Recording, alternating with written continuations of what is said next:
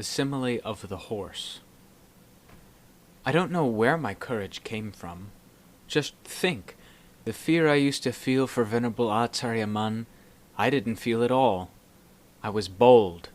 I wanted to speak. I wanted to tell him what I had experienced. The mind was impetuous and spoke right up without any fear. That was when he got to see my true nature. Before that, I had never shown anything at all. No matter what the mind had been like, I had never behaved that way. But once this awareness arose, I went up to see him when there were just the two of us and told him right away. It was as if he were the master of a dog, urging me on to bite the kilesas. Venerable Acharya Mun, who could be more astute than he? As soon as I went up to see him, I started right in, speaking without any fear. Once the chitta knows the truth, together with how it has contemplated, it can describe it all, including the results that appear. It can describe them in full detail. While I was speaking, he listened in silence. As for me, I kept right on going. This crazy guy doesn't just fool around. That's probably what he was thinking. When his madness is on the rise, he's really in earnest. That's probably what he said to himself. As soon as I had finished, he burst right out, "That's the way it's got to be." He really got going, and I bowed down and listened. "We don't die up to 5 times in a single lifetime," he said. "We die only once. So keep on striking away. You finally caught on to the basic principle. You finally got it. So keep wrestling with it." I was like a dog. He spurred on. I was so happy. Coming away from him, I was ready to bark and to bite. I kept fighting away. That is, I continued sitting all night in meditation and kept telling him the Dhamma I had gained. Sitting in meditation all night, I did it more than 9 or 10 times that rains retreat, and I wasn't just sitting as normal because I was wrestling with my full strength, both because of the marvels I was seeing and because of my frustration over the way my chitta had regressed earlier. These two got added together so that the chitta had the full strength of frustration and daring. As time passed, though, Venerable Acharya Mun finally gave me a warning, a single flash. "The kilesas don't lie in the body," he said. "They lie in the heart." He then gave a comparison with a horse. When a horse is unruly and won't listen to its master, the master has to give it really harsh treatment. If he has to make it starve, he should make it starve. Really treat it harshly until it can't make a move. Once it finally stops being rebellious, though, he can let up on the harsh treatment. When its rebelliousness weakens, the harsh treatment can be relaxed. That's all he said, and I understood immediately. If he had said more than that, he knew what sort of person I was. He was afraid I'd go completely limp. So he gave just a flash of a warning, and I understood. The Tracks of the Ox. Whichever theme you focus on, be earnest with it, keeping mindfulness in constant touch with the work you are doing. For example, if you're focusing on the repetition of Bhutto, keep constantly aware of the word Bhutto, Bhutto, as if there were nothing else left in the world for you to become 2 with this or 3 with that. There is only one thing, the word Bhutto blending step by step with your awareness. As the chitta becomes more and more still, the Bhutto you are repeating will more and more blend into one with your awareness. Then the word Bhutto, Bhutto will fall silent, leaving only an awareness that's more conspicuous than before. This means that you've reached the chitta. To put it in terms of following the tracks of an ox, you've reached the ox and can let go of its tracks. Here you've reached the inner Bhutta, which is like the ox, so now you can let go of the meditation word. The same holds true if you focus on keeping the breath in mind. Whether the breath is heavy or refined, simply be aware of it as it normally is. Don't set up any expectations. Don't force the breath to be like this or that. Keep your awareness with the breath, because in meditating by taking the breath as your preoccupation, you're not after the breath. The breath is simply something for the mind to hold so that you can reach the real thing. just as when you follow the tracks of an ox. You're not after the tracks of the ox, you follow its tracks because you want to reach the ox. Here you're keeping track of the breath so as to reach the real thing, awareness. If you were to start out just by holding on to awareness, you wouldn't get any results, just as you wouldn't be sure of finding the ox if you simply went around looking for it. But if you follow its tracks, you're going to find it for sure. Your meditation word has to keep moving in. This is called following the tracks of the ox, step by step until you reach the ox, or that which knows, namely the chitta. The same holds true with focusing on the breath. If it's heavy, know that it's heavy. Don't get worried or upset about it, and don't feel afraid that you'll die because the breath is heavy or because you feel suffocated. When you do heavy work, you feel suffocated. Don't think that you feel suffocated only when focusing on the breath. There are a lot of other things more suffocating than this. If you carry a post or lift something heavy, you feel suffocated to death all over the body, not just in the chest or in the breath. The whole body is ready to burst because of the heaviness and great pain, and yet you can take it. You even know that it's because of the heavy object, and that's the way it has to be. When you focus on keeping the breath in mind when the breath is coarse, it's as if you were lifting something heavy. It's naturally bound to feel suffocating, so don't worry about it. Even if it's suffocating, the important point is to keep track of the breath coming in and out. Eventually, the breath will become more and more refined, because mindfulness is focused on the breath and doesn't go anywhere else. When the breath goes in, be aware of it. When it goes out, be aware of it. But there's no need to follow it in and out. That would simply be creating a greater burden for yourself, and your attention might slip away. So focus right on the entry point where the breath goes in and out. In most cases, the tip of the nose is the place to focus on the breath. Keep watch right there. Keep aware right there. Don't waste your time speculating or planning on how the results will appear, or else your mind will wander away from the principle of the cause that will give rise to those results. Keep close watch on the cause, what you are doing, and the breath will become more and more refined. When the breath becomes more refined, that shows that the chitta is refined. Even if the breath becomes so refined that it disappears, at the same time that you're aware that it's disappearing, don't be afraid. The breath disappears, but your awareness doesn't disappear. You are meditating not for the sake of the breath, but for the sake of awareness, so stay with that awareness. You don't have to worry or be afraid that you'll faint or die. As long as the mind is still in charge of the body, then even if the breath disappears, you won't die. The mind will dwell with freedom, with no agitation, no worries, no fears at all. This is how you focus on the breath. Every grain of sand. When we investigate, we have to investigate over and over, time and time again, many, many times, until we understand and are fully sure. The mind will then let go of its own accord. There's no way we can try to force it to let go as long as we haven't investigated enough. It's like eating. If we haven't reached the point where we're full, we're not full. There's no way we can try to make ourselves full with just 1 or 2 spoonfuls. We have to keep on eating, and then when we're full, we stop of our own accord. We've had enough. The same holds true with investigating. When we reach the stage where we fully know, we let go of our own accord.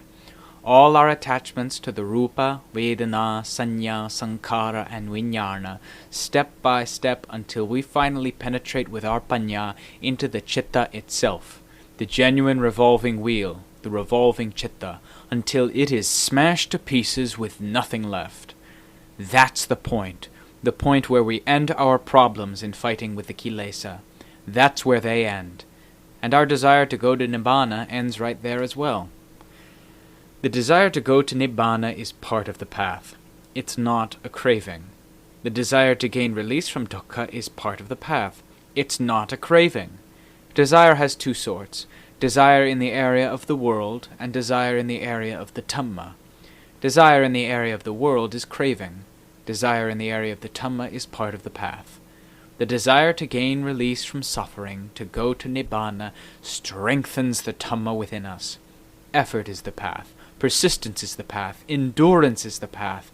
Perseverance in every way for the sake of release is the path. Once we have fully come into our own, the desire will disappear. And at that point, who would ask after Nibbana? Once the revolving wheel, the revolving citta, has been smashed once and for all, there is no one among any of those who have smashed that revolving citta from their hearts who wants to go to Nibbana or who asks where Nibbana lies. The word Nibbana is simply a name, that's all. Once we have known and seen, once we have attained the genuine article within ourselves, what is there to question? This is what it means to develop the mind. We've developed it from the basic stages to the ultimate stage of development. So, now, no matter where we live, we are sufficient unto ourselves. The citta has built a full sufficiency for itself, so it can be at its ease anywhere at all. If the body is ill, aching, feverish, hungry, or thirsty, we are aware of it simply as an affair of the body that lies under the laws of anicca, dukkha, and anatta. It's bound to keep shifting and changing in line with its nature at all times. But we're not deluded by it. The khandhas are khandhas. The pure citta is a pure citta by its nature, with no need to force it to know or to be deluded. Once it's fully true from every angle, everything is true. We don't praise or criticize anything at all, because each thing is its own separate reality. So why is there any reason to clash? If one side is true and the other isn't, that's when things clash and fight all the time, because one side is genuine and the other side false. But when each has its own separate reality, there's no problem. Contemplate the mind so as to reach this stage, the stage where each thing has its own separate reality, yatha bhuta jnana dassana, the knowledge and vision of things as they are. The mind knows and sees things as they are, within and without, through and through, and then stays put with purity. If you were to say that it stays put with purity. Whatever it thinks, it simply thinks. All the khandhas are khandhas, pure and simple, without a single kilesa to order their thinking, memorizing, and interpreting any more. They are simply the khandhas pure and simple, the khandhas without kilesas, or in other words, the khandhas of an arahant, of one who is free from kilesas like the Lord Buddha and all his noble disciples. The body is simply a body. Feelings, memory, thought formations, and cognizance are each simply passing conditions that we use until their time is up. When they no longer have the strength to keep going, we let them go in line with their reality. But as for the utterly true nature of our purity, there is no problem at all. Those who have reached full release from conventional realities of every sort, don't assume themselves to be more special or worse than anyone else. For this reason, they don't demean even the tiniest of creatures. They regard them all as friends in suffering, birth, aging, illness, and death, because the Dhamma is something tender and gentle. Any citta in which it is found is completely gentle, and can sympathize with every grain of sand, with living beings of every sort. There's nothing rigid or unyielding about it. Only the kilesas are rigid and unyielding, proud, conceited, haughty, and vain. Once there's Dhamma, there are none of these things. There's only the unvarying gentleness and tenderness of mercy and benevolence for the world at all times. The Fangs of Ignorance. This state of citta, with its avidya, its fundamental ignorance, is a magnificent citta, bold and daring, not only radiant, but also bold and daring as well, and reckless because of its daring, in thinking that it's smart. It's not reckless in the ordinary way, it's reckless in line with its nature as a state of citta of this sort. This is called the 9 forms of mana, or conceit. The 9 forms of conceit lie right here. The Buddha explains this in the 5 higher fetters, the Sangyojana. Passion for form, passion for formlessness, conceit, restlessness, and avidya.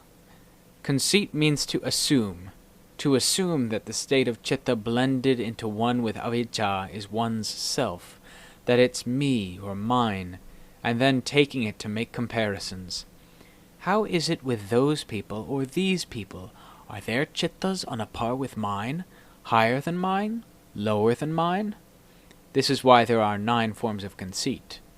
In other words, 3 times 3 is 9. For example, our citta is lower than theirs, and we assume it to be lower than theirs, higher than theirs, or on a par. Our citta is on a par with theirs, and we assume it to be lower than theirs, higher than theirs, or on a par. Our citta is higher than theirs, and we assume it to be lower than theirs, higher than theirs, or on a par. The refined level of the kilesa takes the state of citta out to make the comparison, because it's in the phase where it has fangs. Its fangs are growing sharp. The fangs of avijja, they're called conceit, or self-assumption. Once this state is dissolved, what is there to assume? What is there to be radiant, to be defiled, to be bold and daring, to be afraid? There isn't anything once that nature dissolves through the power of investigation. These things, are phenomena that create problems in line with their level. Their level is subtle, so they manage to create subtle problems. Blatant kilesas create blatant problems. Subtle kilesas create subtle problems. When the kilesas are gone, there's nothing to create any problems. There are no more problems in any way, no more conditions for conventional reality to make further connections. All that remains is absolute purity, which is why there are no more problems. Absolute purity is a condition for what? What problems does it create? The Buddha says that we run out of problems. This is where they run out. However many levels of becoming and birth there may be in the citta, it has known them step by step until it reaches the converging point, leaving just the seeds of these things that get planted here and there as birth. So we burn them up with tapas, the fire of our effort, until they are completely eradicated. So now, are there any levels of becoming and birth to make further connections? Whom do we have to ask? Even if the Buddha were sitting right in front of us, we wouldn't ask him because the truth is the same for us as it is for him. There's nothing different enough for us to ask. This is why the Dhamma is said to be sandirtiko. We know it and see it for ourselves. Pachattang veditabbo vinyuhi. Those who know it for themselves alone. This means that only those who know it from the practice can know it. It can't be made available to anyone else. This is what the Buddha calls vusitang brahmacharyang. It's the end of the job. The earth-shattering job is done. Earth-shattering because becoming and birth build themselves up with earth, water, wind, and fire, or because any level of becoming and birth is a matter of convention, which is now overturned. This is why we say it's earth-shattering. So what is there to move in and take up residence in the citta? Now we can watch the kilesa.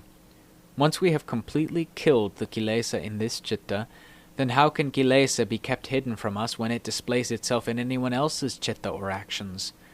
This citta can't help but know it every time. As they say, kilesa ordinarily rules us completely without our knowing it. But how can the Buddha and the Arahants have any trouble seeing? They see in the flash of an eye and they're already disgusted.